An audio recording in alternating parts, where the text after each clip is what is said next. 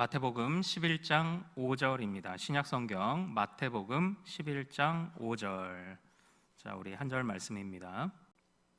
자, 우리 한 목소리로 같이 읽겠습니다. 자, 시작.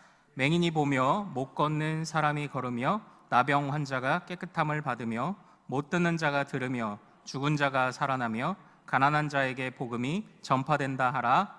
아멘. 아멘. 우리 오늘 함께 읽은 이 말씀 통해서요, 주님과 함께하는 새로운 시작이라는 제목으로 오늘 은혜를 같이 나누도록 하겠습니다.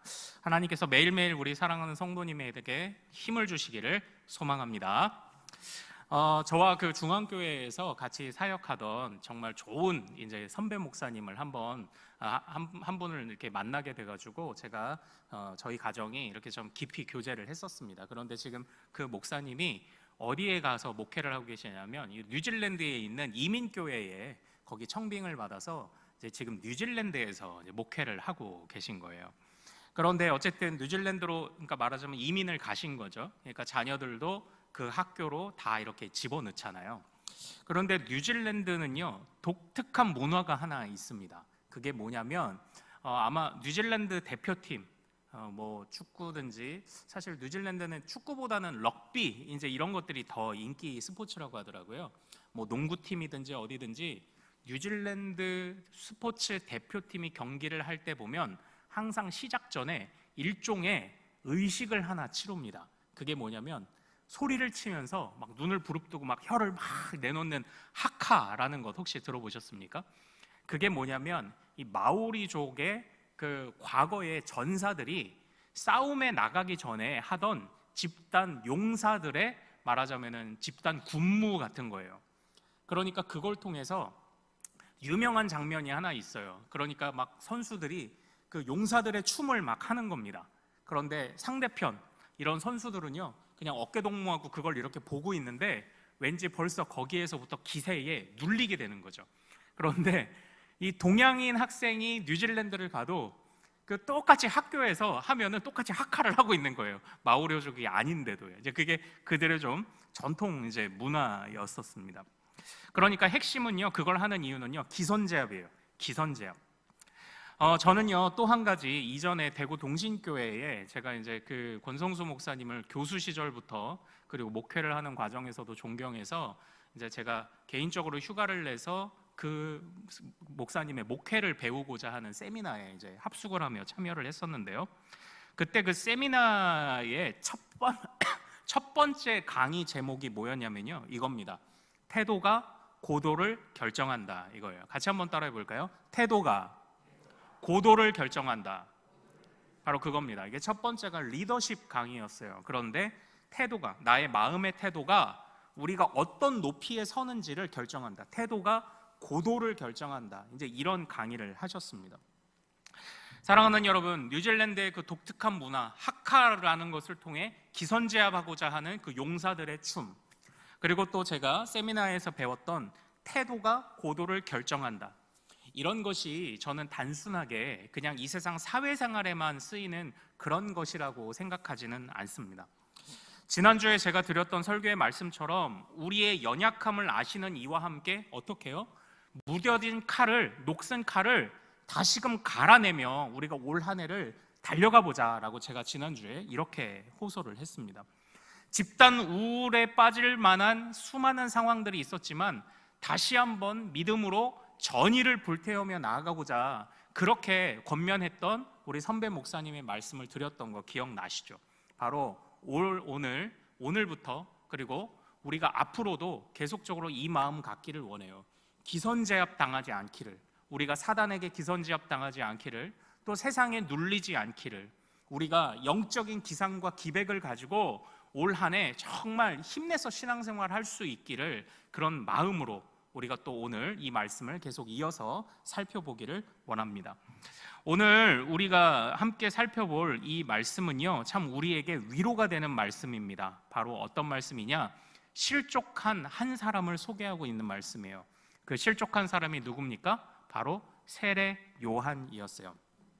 세례 요한은요, 굉장히 불끈불끈한 사람이었습니다. 심지어는 목이 잘리는 그런 일이 있을지라도 눈 하나 깜짝하지 않았던 그런 사람입니다. 세례 요한은 메시지를 아주 강하게 선포하던 그런 사람입니다. 독사의 자식들아, 멸망받을 자식들아 선포하며 굉장히 강한 메시지를 선포하던 그런 사람이었습니다. 그런데 그런 세례 요한이 실족했어요. 세례 요한이 왜 실족했습니까? 우리 11장 2절을 한번 같이 읽어볼까요? 읽겠습니다. 시작. 요한이 옥에서 그리스도께서 하신 일을 듣고 제자들을 보내어, 이겁니다. 바로 요한이 옥에 갇혀 있을 때 그 실족하는 마음이 찾아온 겁니다. 사실은 단순하게 내가 옥에 갇혔어, 이 옥에 갇혀 있는 이 억울함 때문만은 아닐 거예요. 세례 요한이 여태까지 그가 선포했던 그 예수 그리스도 메시아는 어떤 분이었습니까? 나는 너희에게 물로 세례를 주지만 그분은 너희에게 불로 세례를 주시는 분이다.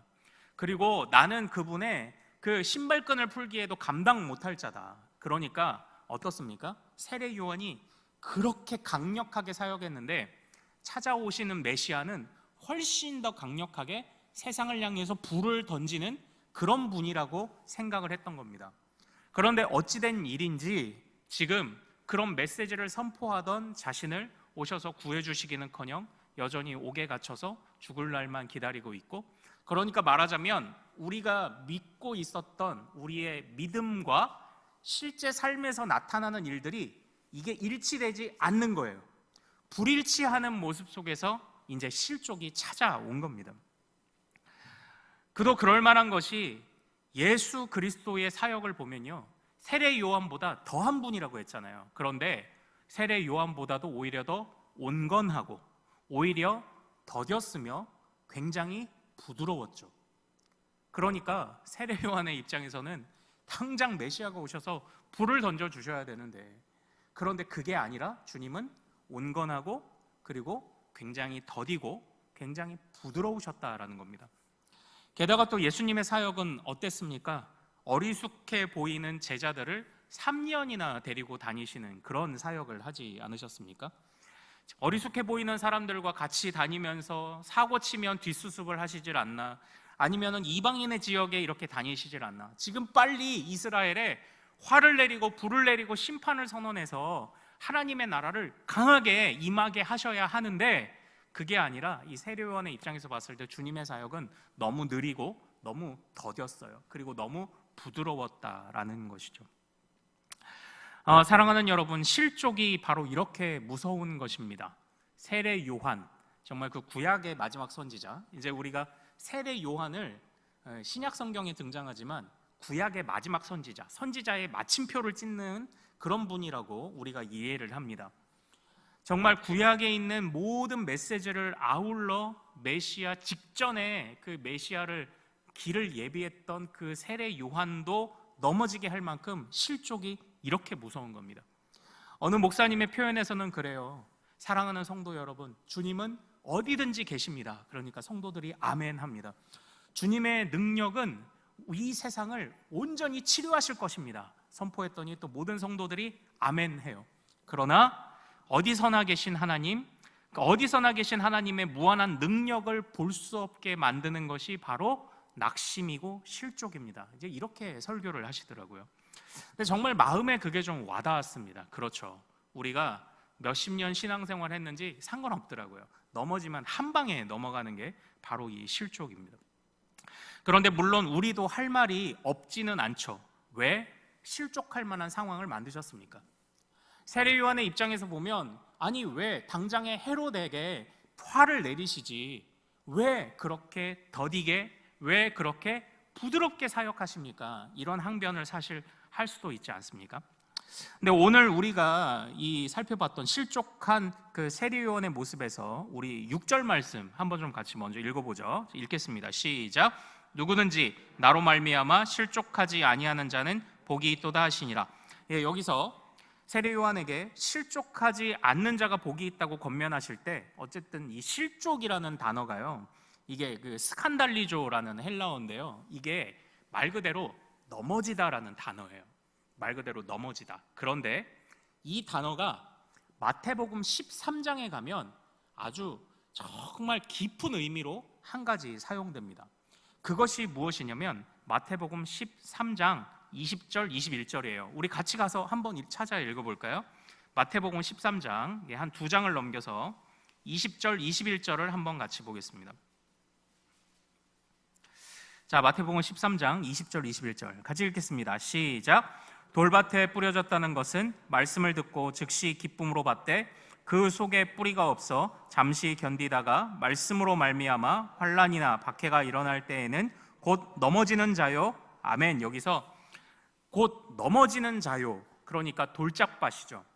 말씀을 기쁨으로 받은 것 같지만 뿌리가 없어 금방 환난이나 박해가 왔을 때 넘어져 버리는 자가 바로 넘어지는 자. 이 넘어지다라는 단어가 실족하다라는 단어인 거예요.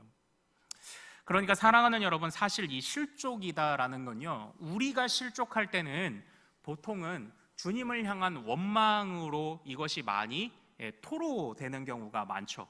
왜 실족하게 하십니까? 왜 이런 상황을 나에게 만드십니까? 그러나 적어도 마태복음에서의 실족이란 개념은요, 우리의 생각과 조금 달라요. 마태복음에서의 실족이라는 개념은 주님이 그런 상황을 왜 만들어 주셨습니까? 라고 원망하는 개념이 아니라 너의 믿음이 지금 부족하다는 것을 지적하는 데에 조금 더 초점이 있어요. 조금 더 무게감이 있는 거예요. 그러니까 실족이라는 것은요, 우리의 믿음의 뿌리가 결국 약하다는 것을 드러내주는 것이라는 겁니다. 그러니까 하나님은요, 하나님의 일을 하세요. 하나님의 그 말씀의 씨앗을 통해서 열매 맺는 30배, 60배 열매 맺는 씨앗을 하나님은 주셨습니다. 그런데 문제는 뭐다? 믿음이 없는 우리가 이제 문제인 거죠. 적어도 마태복음에서의 실족은 그런 의미가 강합니다. 너희가 어찌하여 너희 믿음에 견고하게 서지 못하였느냐. 즉 마태복음에서의 넘어지다, 실족은 책망이에요. 이건 책망입니다. 우리가 하나님께 토로할 것이 아니라 실족했을 때 우리는 책망을 받아야 되는 그런 상황이라는 것을 지금 이 본문이 이야기를 하고 있는 것입니다. 하나님이 만드신 실족이 아니에요. 우리의 믿음 없음이 만들어낸 실족이다라는 거죠. 이게 마태복음에서 말하는 넘어지다라는 것의 바로 그런 의미예요. 그도 그럴 것이요. 사실 이 비유, 13장의 비유가 무엇입니까? 이게 네 가지 밭에 뿌려진 씨의 비유잖아요. 이제 이 비유들은 몇 가지 세트들과 같이 하고 있어요. 특별히 마태복음에서는 뚜렷이 나타나진 않는데 같은 비유를 말하는 마가복음에는 좀 특별하게 한번 언급되는 그런 표현들이 있습니다. 그게 뭐냐면 씨가 스스로 자라난다는 겁니다. 그러니까 주님이 우리에게 주신 이 말씀의 씨앗은 어떤 위력이 있냐면요, 이게 자고 일어나면 씨앗을 심었을 때 밤에 어떻게 자라는지 우리는 알지 못하지만 자고 일어나니까 싹이 터 있고, 자고 일어나니까 자라 있고, 자고 일어나니까 꽃이 피고, 자고 일어나니까 열매를 맺고, 그렇게 되지 않습니까? 그러니까 결국 스스로 자라는 씨의 비유를 들려주시면서 하나님의 말씀은 위력이 있다는 것을 우리에게 이미 주셨어요. 그런데 그 말씀을, 위력 있는 말씀을 붙잡으면 열매를 맺을 텐데 우리가 실족하여, 우리의 믿음이 부족하여 넘어지고 그 씨앗을 스스로 놓아버리는 일들이, 이게 바로 실족이라고 지금 이야기를 하고 있는 겁니다. 그러니까 실족이 찾아오면요, 낙심이 찾아오면요, 이거 하나님을 원망할 게 아니죠. 우리의 믿음 없음을 탓해야 되는 바로 그런 말씀을 오늘 주고 계신 겁니다. 그래서 주님께서요, 실족하지 말라고 오늘 이야기하십니다. 이 세례 요한을 향해서 주님이 그렇게 말씀하십니다. 실족하지 말아라. 실족하지 말아라. 이걸 어떻게 표현해요? 다시, 너희 믿음이 어디 있는지를 살펴라. 너희 믿음이 견고하게 되기를 소원한다. 너희 믿음을 살펴라. 지금 이 말씀을 우리에게 주고 계시는 겁니다. 그런데 주님께서 그렇게 자신 있게 말씀하실 수 있는 이유가 뭔가요? 바로 우리 다시 11장으로 돌아와 오늘 본문 말씀 11장 5절을 읽어보겠습니다. 자, 11장 5절 같이 한번 읽어보겠습니다. 자, 시작. 맹인이 보며 못 걷는 사람이 걸으며 나병 환자가 깨끗함을 받으며 못 듣는 자가 들으며 죽은 자가 살아나며 가난한 자에게 복음이 전파된다 하라. 아멘. 이렇게 되어 있죠. 그러니까 지금 세례 요한에게 불일치가 찾아왔어요. 기대했던 것처럼 그 모습들이, 메시아의 모습이 획기적으로 실현되지 않은 거죠. 이런 불일치되는 상황들이 있지만 주님이 뭐라고 말씀하십니까? 네가 내가 나를 더디다고 생각하느냐? 네가 나를 온건하다고 생각하느냐? 네가 나를 느리다고 생각하느냐? 내 사역이 혹은 미련하다고 생각을 하느냐? 그러나 나타나는 징조들을 보라.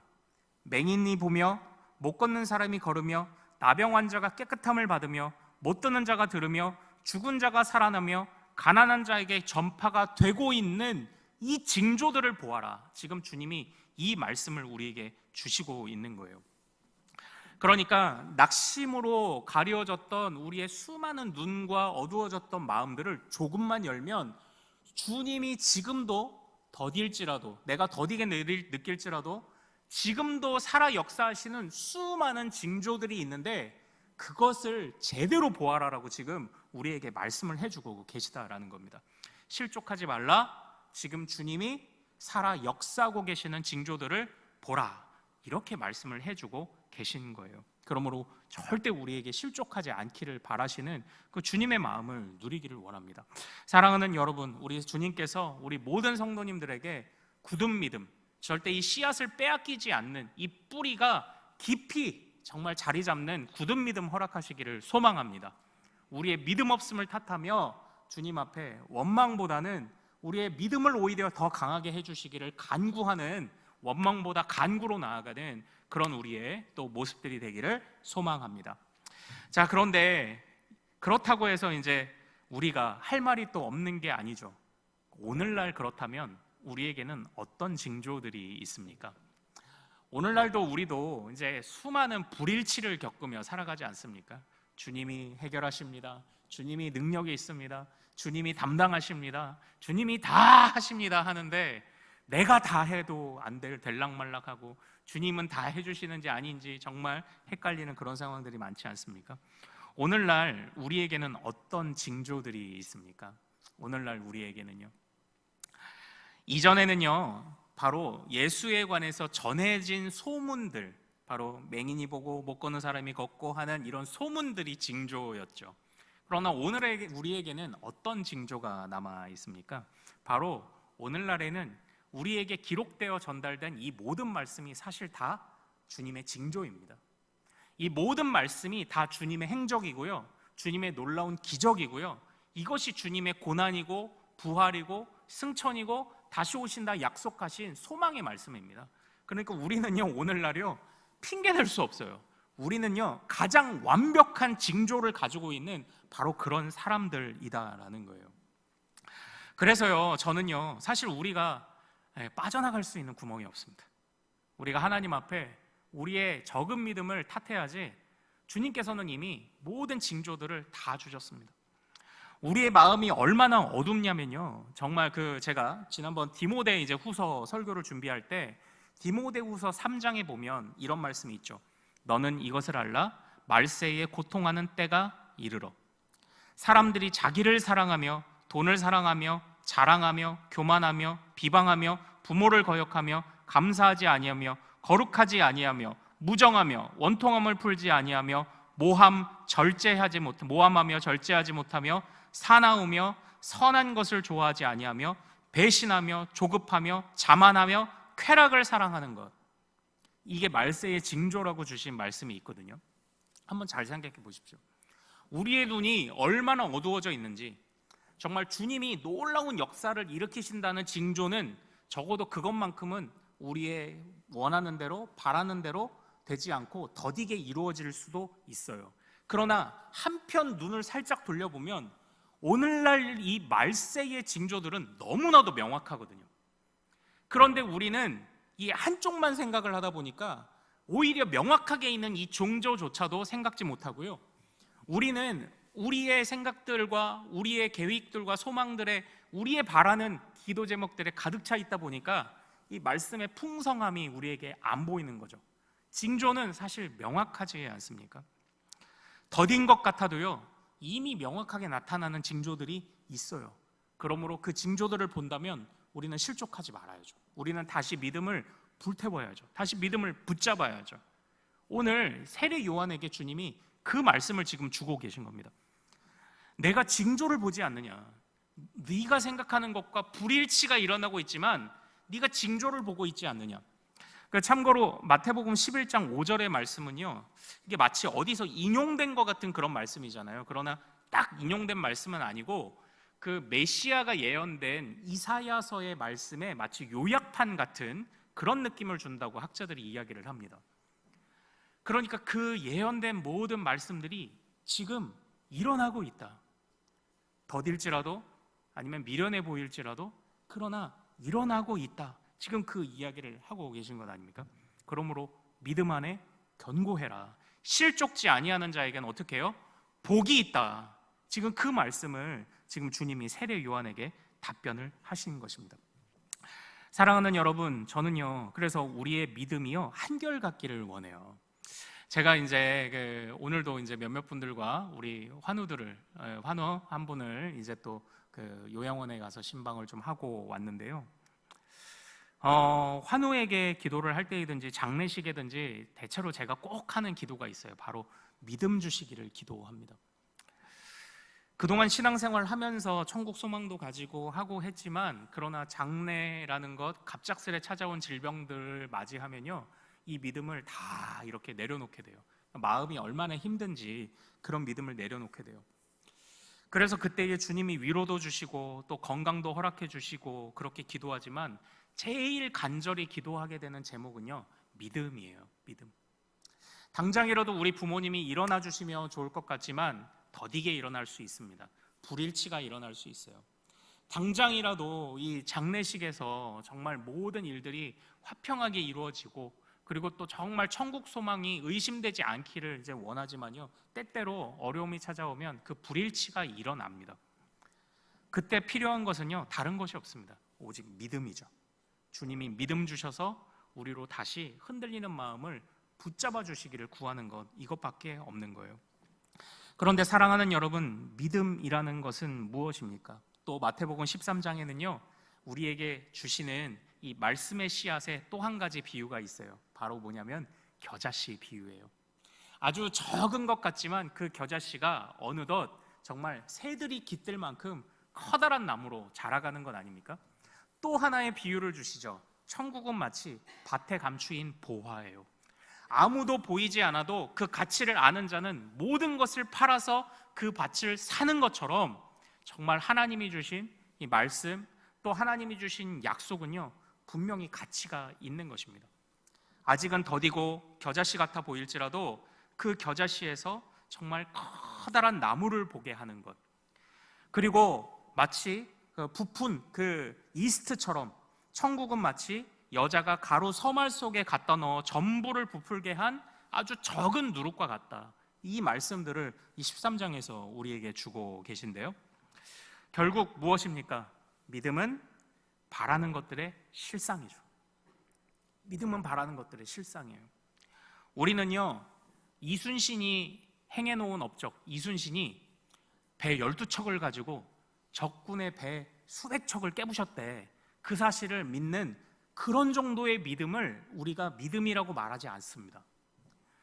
우리 기독교의 믿음은요, 단순히 지난날 있었던 사실을 믿는 그런 믿음이 아니고요, 우리의 믿음은 바로 우리 믿음의 실상인 주님을 보게 하는 것이 믿음인 거예요. 주님의 지나간 역사만이 아닙니다. 현재도 주님을 보는 것이 믿음이고요, 미래를 위해서 주님을 보는 것이 또한 믿음이에요. 믿음은 주님을 보는 거예요. 이 믿음이 결국 우리에게 중요한 핵심 아니겠습니까? 사랑하는 여러분, 정말요, 더디게 우리 삶이 이어질 수도 있습니다. 더디게 오고요, 불일치가 이어질 수도 있어요. 그러나 사랑하는 여러분, 우리 믿음 굳게 붙잡고 실족하지 않는 그런 성도들이 됩시다. 하나님께서 우리 믿음 지켜주시기를 간구하며 살아나가는 그런 믿음의 가족들이 되기를 소망합니다. 이제 오늘 설교의 제목을 좀 말씀드리고 싶어요. 주님과 함께하는 새로운 시작. 제가 어떻게 보면 지금까지 드렸던 말씀에는 새로운 시작이라는 의미는 이제 없었잖아요. 근데 이걸 조금 설명을 드리고 이제 설교를 마치도록 할게요. 저는 이전에 제가 기왕의 말세에 관한 이야기를 이제 드렸는데요, 이 말세에 관해 배울 때 제 교수님이 하셨던 말씀이 잊혀지지 않는 그런 말씀이 있어요. 그 교수님이 이제 저희 신학생들에게 이제 하나의 질문을 던지셨습니다. 오늘날이 말세 맞습니까? 그랬더니 모두가 다 네, 말세 맞습니다. 이렇게 얘기를 했죠. 그런데 언제 망합니까? 이 말세가 굉장히 지연되고 있는 것처럼 느껴지지 않습니까? 말세라고 하기에는 하긴 해야 될 것 같은데, 그렇다면 당장 막 주님 재림하시고 심판하냐? 이건 아니죠. 이 말세라는 것이 지금까지 얼마나 지연됐습니까? 바로 예수님의 승천 이후에 거의 2000년이 이렇게 뒤로 미뤄져 왔죠. 이 말세라는 것이. 그런데 그때 이 교수님이 하신 말씀이 있어요. 성경의 말세를 이해하는 중요한 것, 바로 그것은 매일이 말세라고 생각하며 살아가야 한다는 거예요. 이게 무슨 말이냐면요, 우리는요 오늘 그냥 주님이 말세다라고 하시면 그냥 그 말세다라는 것을 붙잡고 살아가는 거예요. 오늘이 그냥 마지막 날인 것처럼 이 말씀을 붙잡지 않으면 이 말세라는 말씀을 제대로 이해하는 게 아닙니다. 그러니까 우리에게는 내일이라는 거는요, 그냥 눈 떴는데 내일이 있으면 그냥 주님이 주신 덤으로 사는 인생이라고 생각하고 사는 거고요. 우리는 그냥 매일을 사는 거예요. 그러니까 오늘을 그냥 최선을 다해 말세로 사는 겁니다. 그러다가 오늘 밤 부름 받으면 나는 말세에 충실하게 살다 부름 받은 거고요. 근데 그 다음날 내가 만약에 눈을 뜨잖아요. 그러면 말세가 지연됐나 이렇게 생각하는 게 아니라 오늘을 또 말세로 사는구나, 이 감각을 가져야 된다고 말씀하셨던 게 굉장히 인상적이었던 거예요. 그러니까 매일매일은요 사실 이건 덤으로 사는 인생입니다. 우리는요 내일 그 다음날 우리는 그런 거 신경 쓰는 사람이 아니에요. 그냥 오늘을 주님 앞에 충실하게 살아가는 사람이죠. 그러니까 오늘 우리는 그냥 말세입니다. 오늘 그냥 우리는 말세로 그냥 사는 거예요. 소망도 마찬가지입니다. 소망도 우리가 장래의 소망을 갖지만 이것이 장래의 일이라고 해서 뒤로 미뤄질 일은 아니에요. 오늘 소망을 갖고 살고 또 눈 떠보고 내일이 만약에 주어졌다면 또 내일을 그냥 오늘을 또 소망을 가지고 살고 그냥 우리는 오늘을 사는 겁니다. 이 감각을 갖는 것이 진짜 우리의 믿음을 지키는데 저는 도움이 될 거라는 생각을 해요. 오늘 해야 할 일을 내일로 미루지 않는 겁니다. 오늘 우리가 주님 앞에 가져야 되는 말세의 감각이든 아니면 소망이든 이걸 내일로 미루지 않는 거예요. 그냥 우리는 오늘을 사는 겁니다. 그때에 정말 우리가 더디게 느껴진다? 아니면은 우리가 불일치가 있다? 아니죠. 그럴 시간이 없어요. 그냥 오늘이 그냥 마지막 날인 것처럼 사는 겁니다. 그래서 제가 오늘 말씀의 제목을 그렇게 지었어요. 우리는 아침에 눈 떴을 때 주님이 이 하루를 허락하셨다면 매일매일이 주님과 함께하는 새로운 시작이 되어야 합니다.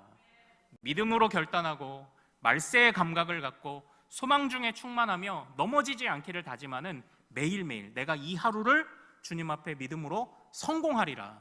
내가 이 하루를 주님 앞에 내가 정말 믿음으로 살아가리라. 내일은 몰라요. 내일은 모르는 거예요. 그냥 오늘을 사는 겁니다. 내일이 주어지면 또 내일을 오늘로 또 살아가는 거고요. 그런 마음들이 우리 안에 있어야 할 줄로 믿습니다.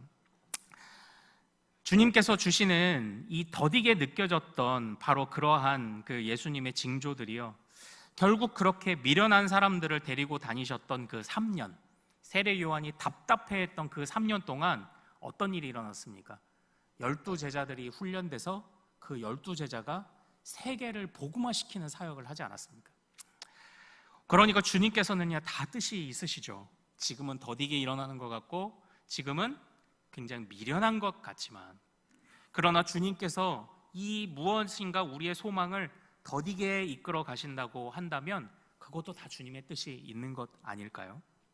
그렇게 미련한 자들 12명을 통해 12명을 3년을 공들여서 온 세계를 구원할 수 있다면 이것이 오히려 더 모든 일이 신속하게 이루어진 것 아닙니까?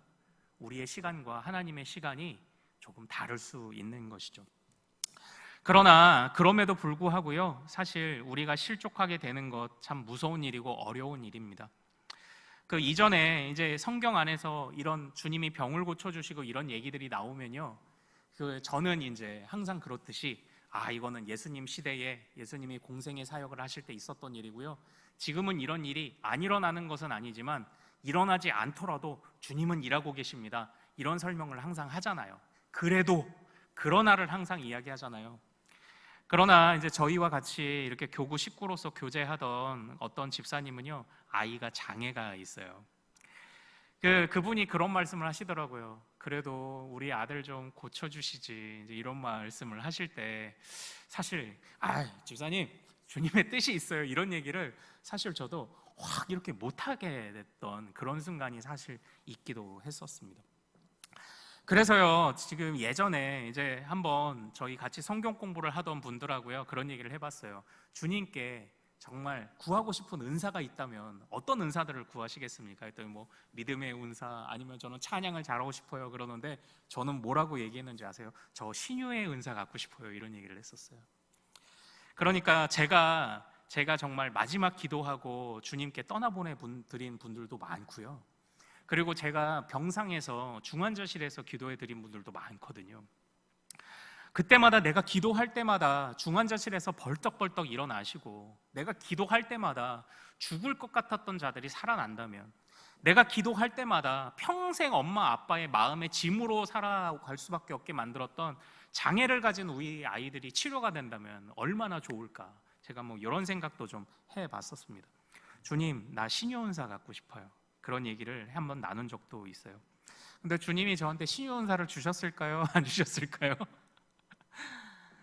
정말로 형제자매를 위해 우리 병낫기를 기도해야죠. 우리 야고보서 말씀처럼 병낫기를 위해 기도해야 돼요.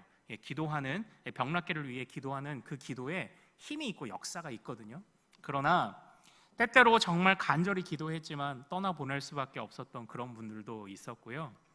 하나님이 저에게 진짜 눈에 띄는 신유은사 안 주시더라고요. 그런데 사실 대부분이 이러지 않습니까? 저는 찬양을 잘하고 싶어요 하는데 그분이 갑자기 찬양 잘하게 되지 않았고요. 저는 믿음을 갖고 싶어요, 저희 가족 전도하고 싶어요 했음에도 끝까지 안 믿고 부모님들 떠나보내야 되고, 그런 순간들도 또 많이 있었습니다. 그럴 때 참 사실 마음은 안타깝죠. 그래요, 우리는 다 압니다. 우리가 공부 잘하는 법을 몰라서 공부를 못하는 겁니까? 국영수를 중심으로 예습복습 철저하면 공부를 다 잘하죠. 그러나 그걸 몰라서 우리가 이러는 게 아니죠. 믿음 지켜야죠. 우리 마음에 믿음 뿌리 깊게 내리도록 우리가 애를 써야죠. 주님은 실수하지 않는 것 알죠. 그러나 낙심이 찾아올 때가 사실 왜 없겠습니까? 그때마다 우리 사랑하는 우리 모든 성도들이 좀 서로가 서로를 좀 도와주면서 우리가 서로가 좀 의지가 되고 그렇게 좀 함께 달려갈 수 있으면 좋겠다는 그런 바람을 가져봅니다. 하나님의 역사하심이 있죠. 그러니까 우리가 이걸 믿지 않는 건 아닙니다. 그러나 그 더딤을 우리가 참 못 참는 거잖아요. 이 더딘 순간들을 우리가 서로가 잘 극복할 수 있도록 서로가 좀 잘 도와주는 공동체도 되었으면 좋겠고요. 그리고 내가 항상 의존만 하는 그런 신앙이 아니라 내가 홀로서기 하며 우뚝 설 수 있는, 내가 이 하루를 주님과 함께 다시 한번 전의를 불태우며 내 믿음으로 이 하루를 승리하리라.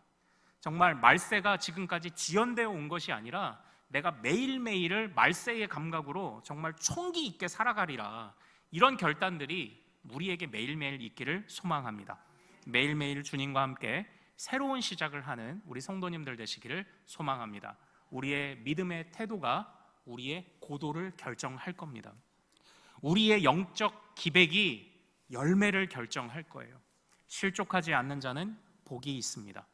주님께서 보여주신 말씀과 수많은 징조들 넘쳐납니다. 우리의 눈을 열어 주님을 더 바라보길 원하고요, 우리의 눈을 열어 주님의 말씀을 더 자세히 보길 원해요. 매일매일 이렇게 기백 있게 살아가는, 기백 있게 신앙생활하는 우리 큰숲의 모든 가족들 되시기를 소망합니다. 우리 이 시간 말씀을 붙잡고 같이 한번 먼저 기도하기를 원합니다. 참으로 우리가 기도할 때에 하나님, 내 마음이, 내 믿음의 지금 현주소가 어떻습니까? 실족했습니까? 넘어졌습니까? 원망이 있습니까? 더디다고 내 안에 불평이 있습니까? 때로는 간절한 기도 제목들이 응답되지 않아서 답답함이 있습니까? 그러나 하나님, 여전히 주님은 살아 역사하고 계시고 여전히 주님은 나를 위해, 우리를 위해 일하고 계시다는 이 사실을 잊지 않게 하옵소서. 매일매일 우리가 어제의 후회도 말고 미래의 안일함도 말고 오늘을 매일매일 힘차게 주님과 함께 새롭게 시작하는 믿음으로 새롭게 시작하는 담대함으로 살게 하옵소서. 영적 기백이 있게 하옵소서. 뜨거운 영적인 불이 우리 안에 있게 하옵소서. 우리 공동체가 어느 누구든지 실족하지 않도록 서로 보듬고 함께 끌어주고 당겨주는 공동체 되게 하옵소서. 우리 기도 제목으로 주여 한번 부르고 말씀 붙잡고 같이 기도합니다. 주여!